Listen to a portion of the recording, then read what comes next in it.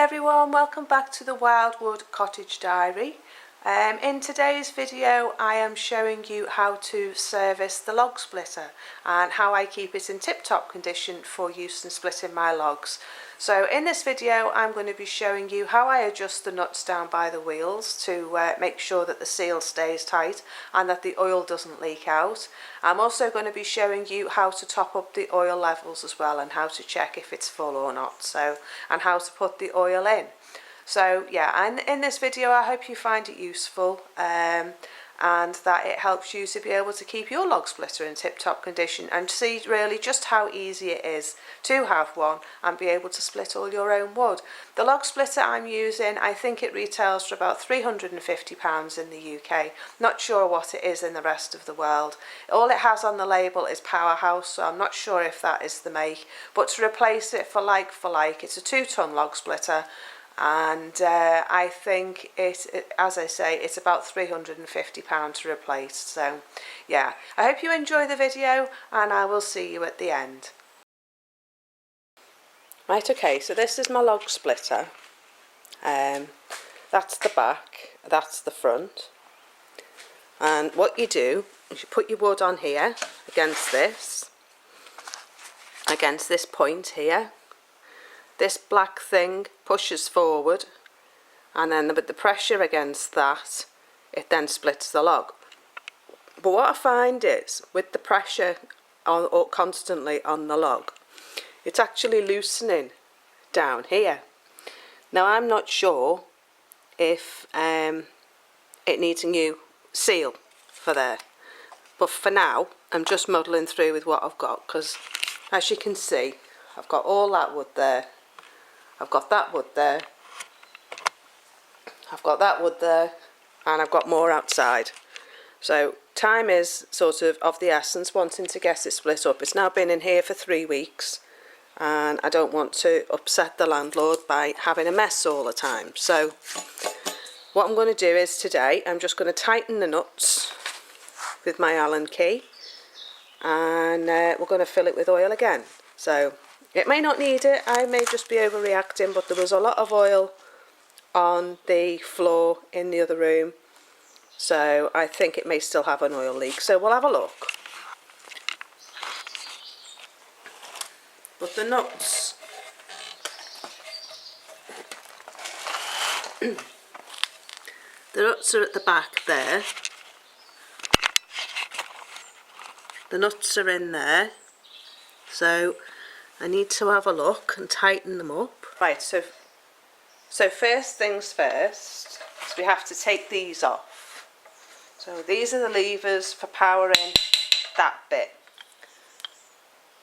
So we've taken them off, put them to one side, and I've got a socket out of my socket set, and this one says it is 5/8 of an inch. So you pop that on the nut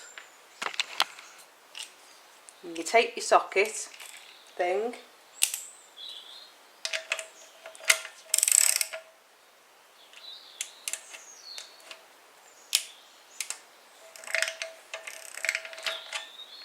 and if I can get it to work, that's the one. Right, you undo it. It's one. Now you want to save these because you want to put them back on. Because all we're doing is taking the wheels off. So make sure you save everything. Don't throw anything away. Don't lose anything. Once they're hand tight, you can undo them by hand.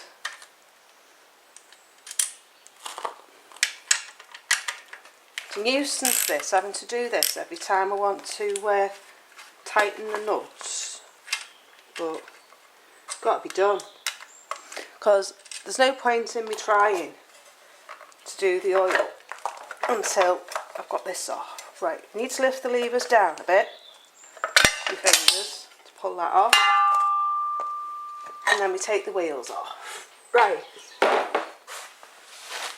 then let's have a look. Might have to turn it over your trousers. Let's turn it over. Oh, it's heavy. Right, okay.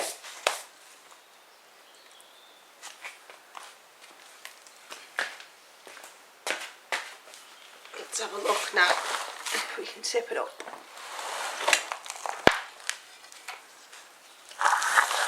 As you can see, there's a lot of play in that. So we want this.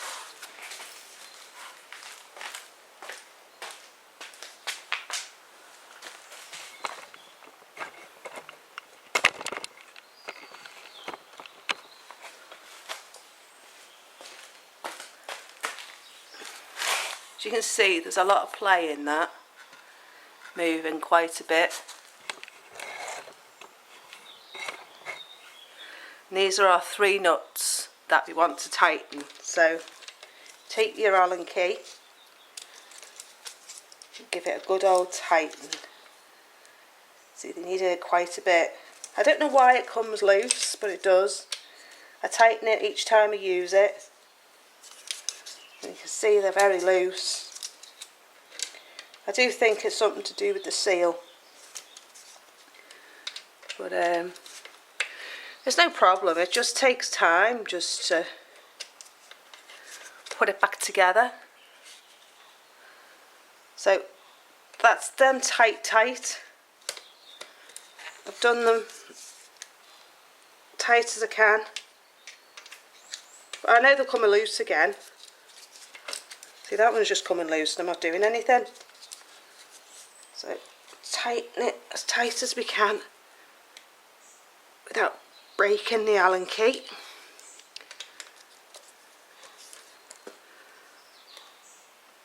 Do each one again just to make sure it's tight.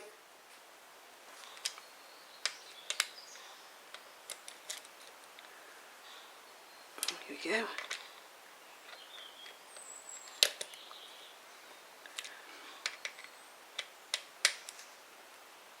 Right, they're as tight as I can get them, so we'll put that down. Put it back in its little bag, because that's off the bikes. Right, now we need to turn it back over. Oh, it's heavy.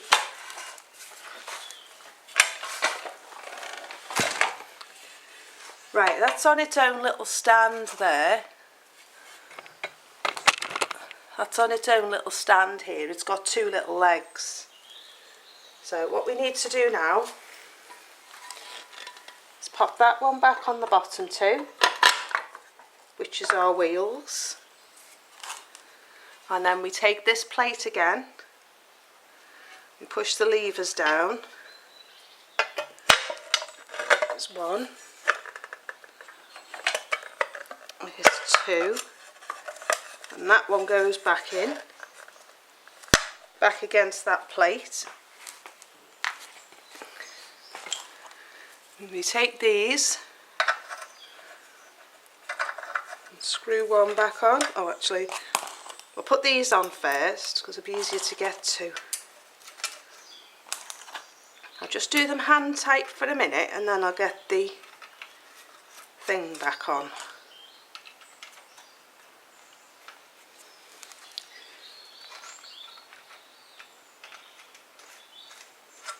Make sure you don't cross thread them because you won't be able to get them off again. I just thought this might be useful for anyone else who's got a log splitter or who comes across one, and then at least you'll know how to tighten things up and check things over. So that goes back on there, and then we take this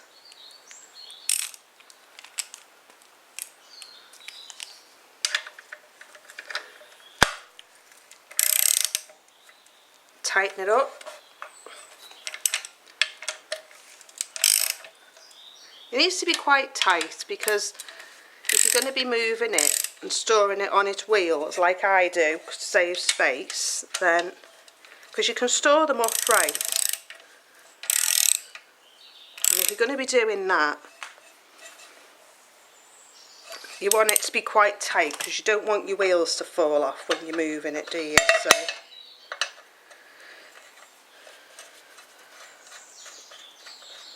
these just screw back on.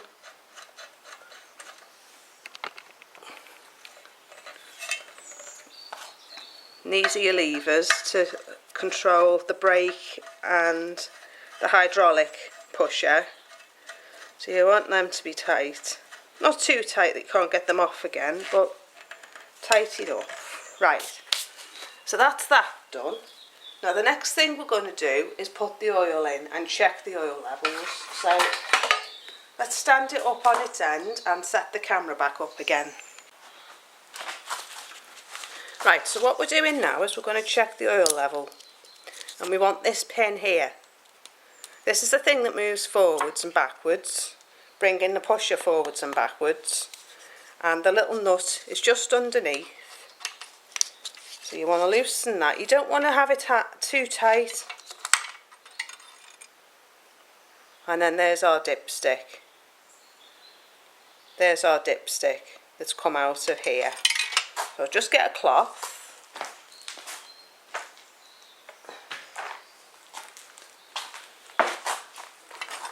Take that out and we wipe it. Wipe off all the oil that's on it already. Put it back in. Tighten it. Well, screw it in. And then untighten it again. And there's two little marks. There's one there and one there. And I can see that's actually pretty much nearly full. So I'm not going to put much oil in it, but I am going to put a bit in it. Just to make sure, because it's difficult to tell really.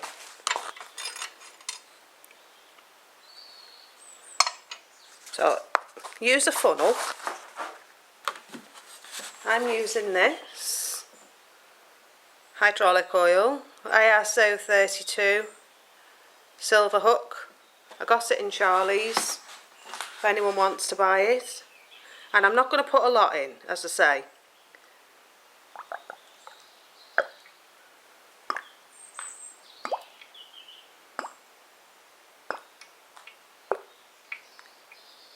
Probably that much.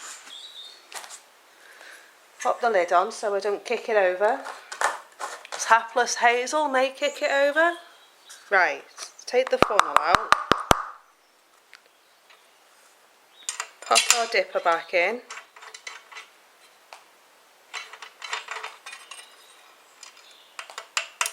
Let's have a look. You can't see that, can you? But I can. And I can see that that's plenty. It's over half.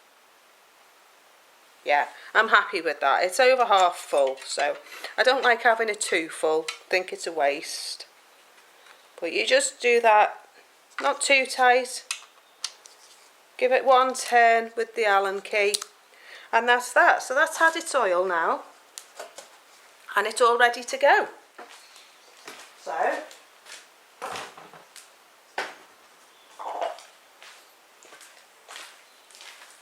this is the fun bit now.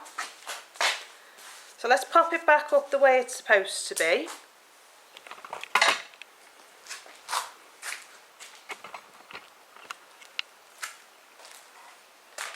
Gently pop it back on its wheels. Pop it down. So there you go. It's all ready to go. So we need our plug.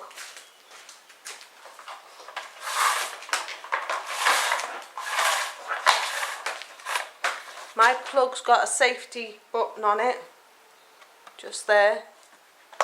So if it does cut out or trip, it's not going to trip the house electrics.